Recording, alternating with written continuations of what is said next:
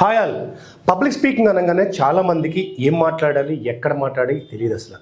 ఒక్క వీడియో మీరు చూడండి, మీరు ఎంతమంది ముందు నిలబడినా కొంచెం కూడా భయపడకుండా ధైర్యంగా మాట్లాడగలుగుతారు.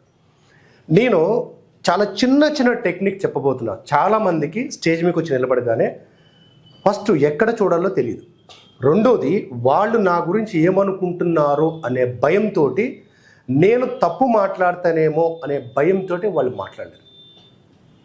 సో ఆ భయం పోవాలి ఫస్ట్.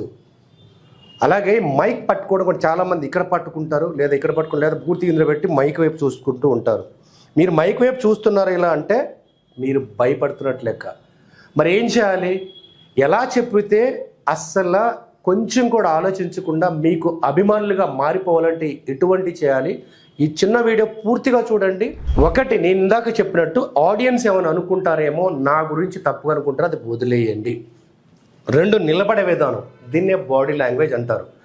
పోడియం ఉన్నా పోడియం మీద ఇట్లా చేతులు పెట్టి ముందుకు పడి, లేకపోతే అటు ఇటు పెట్టుకుంటా ఇలా నిలబడుతున్నారంటే మీకు చెప్తున్న కంటెంట్ మీద కమాండ్ లేదని, మీరు కాన్ఫిడెంట్గా లేరని అర్థం.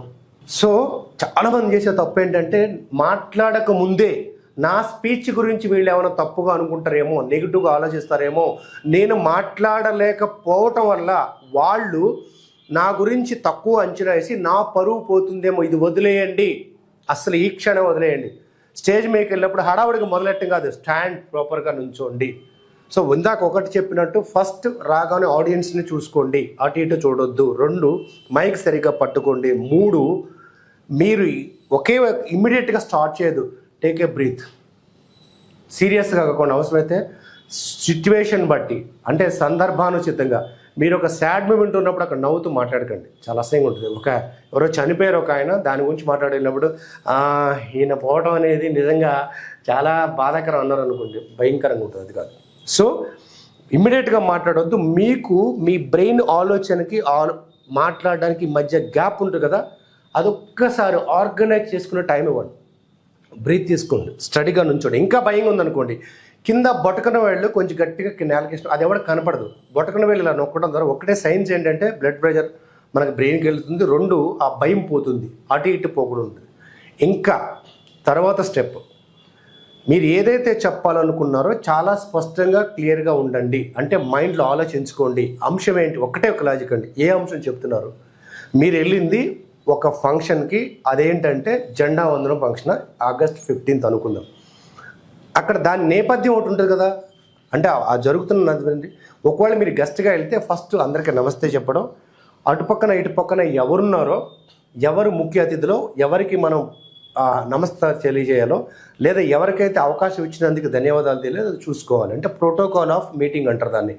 ముందు మీరే మీటింగ్ చెప్తున్నప్పుడు మిమ్మల్ని ఆహ్వానించినందుకు ధన్యవాదాలు చెబుతూ, ఎవరైతే అధ్యక్షులు వారు ఉన్నారో వాళ్ళకి చెప్పడం.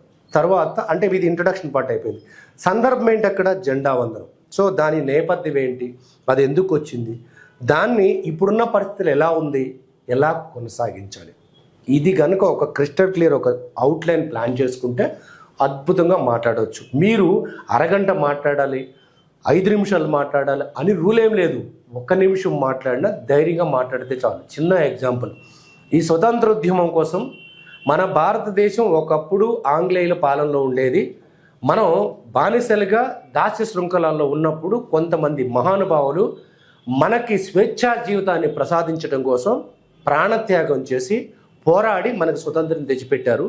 అటువంటి స్వతంత్రాన్ని గుర్తు తెచ్చుకుంటూ మనం జెండా వందనం చేసుకోవడం చాలా గొప్ప విషయం. కేవలం చాక్లెట్లతోటి జెండాలతో ఆపకుండా ఈ దేశ అభివృద్ధి కోసం, ప్రస్తుతం సమాజంలో ఉన్న ఆర్థిక అసమానతలు తొలగించడానికి, సామాన్యుడు ఉన్న బాధల్లోంచి బయటపడేటట్టు ప్రతి వ్యక్తి దేశ అభివృద్ధి కోసం అలాగే నిజాయితీగా పనిచేసినప్పుడు నిజమైన స్వతంత్రం వస్తుంది. అటువంటి స్వతంత్రం వచ్చేంత వరకు మనందరం పోరాడదామని నా వంతుగా కృషి చేస్తానని చెప్పుకుంటూ ముగిస్తున్నాను. అయిపోయింది, ఇంతే. ఇలా మీరు స్పాంటేనియస్గా 1 నిమిషం పాటు ఎలా మాట్లాడాలి, 5 నిమిషాల పాటు ఎలా మాట్లాడాలి, ఒకవేళ అరగంట మాట్లాడాలంటే ఏం చేయాలి, ఇవన్నీ యాక్చువల్గా మన ట్రైనింగ్లో ఇస్తూ ఉంటాం. బట్ మీరు ఒకసారి ప్లాన్ చేసుకుంటే సరిపోతుంది. మీ ప్రయత్నం మీరు చేయండి. అప్పటికే కాకపోతే ఎలాగో మా లాంటి వాళ్ళ సహాయం తీసుకోవచ్చు. ఇంకా ముందు గాబరా పడటం, అంటే ఇది కరెక్టా కాదా, ఈ కంటెంట్ అవుతుందా లేదా ఉండదు. మళ్ళీ చెప్తున్నాగా దాని నేపథ్యం ఏంటి, ఎవరికి విష్ చేయాలి, ఏమి చెప్పదలుచుకున్నాం, క్లోజింగ్ ఏంటి, ఈ కరెక్ట్గా క్లియర్గా ఉంటే కంటెంట్ అద్భుతంగా వస్తుంది. ఇంకా తర్వాతది మన చూపు. చాలామంది తెలియక ఆడియన్స్ ఉంటే ఆడియన్స్ చూడకుండా మైక్ వైపు చూడటం, లేదా ముందు చైర్ వైపు చూడటం, అటువైపు చూడటం చేస్తుంటారు. అది చాలా తప్పు. ఇంకా మరో అంశం చేతుల మూమెంట్. బ్లాక్ చేసుకొని ఇలా పెట్టుకొని, లేకపోతే వెనకాల లాక్ చేసుకొని ముందు ఎంత అసహ్యంగా ఉంటుందో చూడండి. మన హ్యాండ్ మూమెంట్స్ ఆ యొక్క చెప్పే కంటెంట్ని ఎదుటివాడికి అర్థమయ్యేటట్టు, కంటెంట్ కనపడేటట్టు ఆ ఇంప్రెషన్ తీసుకురావడానికి అవుతుంది. ఇప్పుడు నేను ఈ వీడియోలో చూడండి చేతులు ఎలా వాడుతున్నాను, ఎటువంటి విషయాల మీద చెప్తున్నప్పుడు ఎటువంటి జెస్చర్ ఇస్తున్నాను, ఇవి చూసుకొని దానివల్ల ఏంటంటే మరి యాంకరింగ్ చేసినంత తిప్పక్కర్లేదు, కానీ ఎలాగో ఒక చేతిలో మైక్ ఉంటుంది, రెండో చేతులున్న కనీసం ఇప్పుడు ఈరోజు మనందరం ఇక్కడ అంటే ఇటువంటి జెస్చర్ చేయడం ద్వారా ఎదుటి వాళ్ళకి చూడబుద్ధి అవుతుంది, వినబుద్ధి అవుతుంది. ఇలా ఈరోజు ఇప్పుడున్న సమాజంలో చాలామంది అండి, అది మేనేజర్స్ కావచ్చు, లీడర్స్ కావచ్చు, చిన్న చిన్న పొలిటీషియన్, కొంతమంది నా దగ్గరికి వస్తుంటారు, సార్ మేము డబ్బులు పెడతాం, ప్రోగ్రాం పెడతాం, కానీ మాట్లాడమంటే మాట్లాడలేకపోతున్నాం, దాన్ని ధన్యవాదాలు చెప్పి వెళ్ళిపోతుంది, ఒక్క నిమిషం దాని గురించి మాట్లాడే పరిస్థితి. ఇది చాలామందికి ఉంటుంది. ఇక మీరు అనుకున్నట్టు స్టేజ్ ఫియర్ అనేది అతి భయంకరమైన విషయం కాదు. స్టేజ్ మీద మాట్లాడటం అనేది ప్రమాదకరమైన విషయం కాదు. ఒకవేళ మీరు మాట్లాడి ఫెయిల్ అయ్యారు అనుకుందాం, ఏం కాదు, మహా అయితే జనాలు చప్పట్లు కొట్టడం మానేస్తారు. మీకు అర్థమవుతుంది ఏం చెప్పగలుగుతున్నారు, ఏం చెప్పలేకపోతున్నారు. మరోసారి మంచిగా చెప్పొచ్చు. ప్రపంచంలో చాలా కళలు ఉన్నా అన్నిటికన్నా విలువైన కళగా పబ్లిక్ స్పీకింగ్ అంటే ఉపన్యాస కళకు గుర్తించారు. ఎందుకంటే ఐన్స్టీన్ లేకపోతే ఇంకా కూడా ఏదో సైన్స్ కనిపెట్టినా ప్రజల గుండెల్లో చుచ్చుకునేటట్టు వాళ్ళ అభిమానాన్ని చూరుకొని అధికారాన్ని చేజిక్కే స్థాయికి వెళ్ళగలిగింది సైన్స్ టెక్నాలజీ కాదు, మన మాట తీరు మాత్రమే. అటువంటి మాట తీరును మనం మార్చుకోగలిగినప్పుడు, పబ్లిక్ సెన్స్తో మనం మాట్లాడినప్పుడు మనందరికీ వీరాభిమానులు తయారవుతారు. అన్నిటికన్నా ముఖ్యంగా మన వక్త అనే కాన్ఫిడెన్స్, మనకున్న నమ్మకం, మనకున్న ఆ విజయాల బాటలో మరొక అడుగు ముందుకు తీసుకెళ్తుంది. మరి ఇంకెందుకు ఆలస్యం, ఈ రోజు నుంచే పబ్లిక్ స్పీకింగ్స్కి టెక్నిక్స్ ఫాలో అవుతూ ప్రాక్టీస్ చేయండి. ఒకవేళ ఇన్ కేస్ మీరు ఇంకా కాలేదంటే మన దగ్గర ట్రైనింగ్ సెంటర్లో అద్భుతంగా పెద్ద పెద్ద ఫిల్మ్ స్టార్లు, పెద్ద పెద్ద పొలిటీషియన్స్, ఎమ్మెల్యేలు, ఎంపీలు కూడా తీసుకుని ఉన్నారు. ట్రైనింగ్ తీసుకోవడం ఏంటంటే మన తప్పులు అప్పటికప్పుడు కరెక్ట్ చేస్తూ ప్రాపర్గా ప్రాక్టీస్ చేస్తే అవుతుంది. సో మీరందరూ కూడా మంచి వక్తలు కావాలని కోరుకుంటూ అవుతారని ఆశిస్తూ ముగిస్తున్నాను.